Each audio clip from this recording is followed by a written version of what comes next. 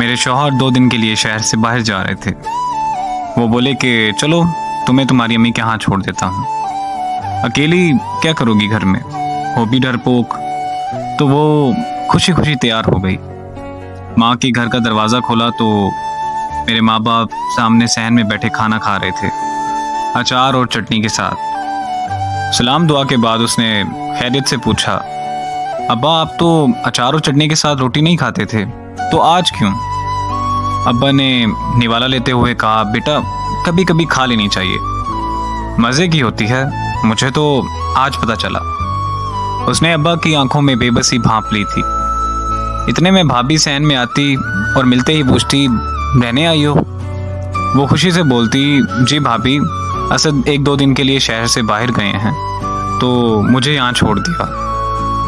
भाभी ये सुन के मसनूई हंसी और बोली, बैठो मैं तुम्हारे लिए चाय या बोतल लाती हूँ।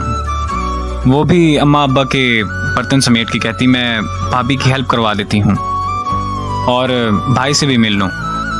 वो बर्तन किचन में रखती और भाई के कमरे की दस्तक देने ही लगी थी। अंदर से भाई और भाभी की आवाज़ें बाहर सुनाई दी, तुम्हारी बहनें बया तो दी हैं लेकिन अम्मा अब्बा का चौखट नहीं छोड़ती।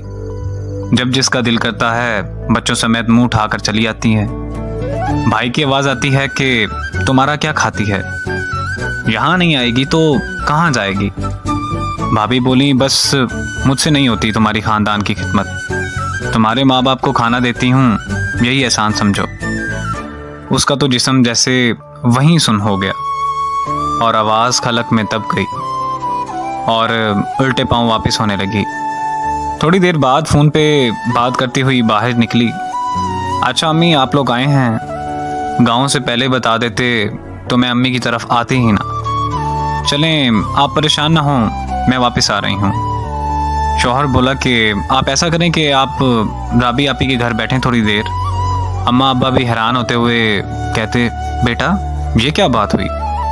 वो बोली, अब्बा जी असद की अम्मा आई हैं तो उन्हें कैसे छोड़ दूँ, फिर कभी आऊँगी इंशाअल्लाह, अभी इजाज़त दें। अपने आंसुओं को हलक से उतारते हुए दोनों से गले मिली तो बाबुल का घर फैलांग आती।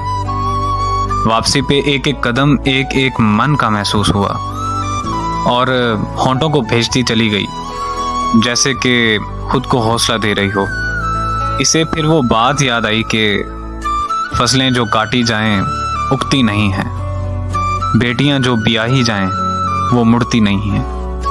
बेशक मेके माँ बाप से होते हैं लेकिन कभी उनके होते हुए भी वो बेबस होते हैं।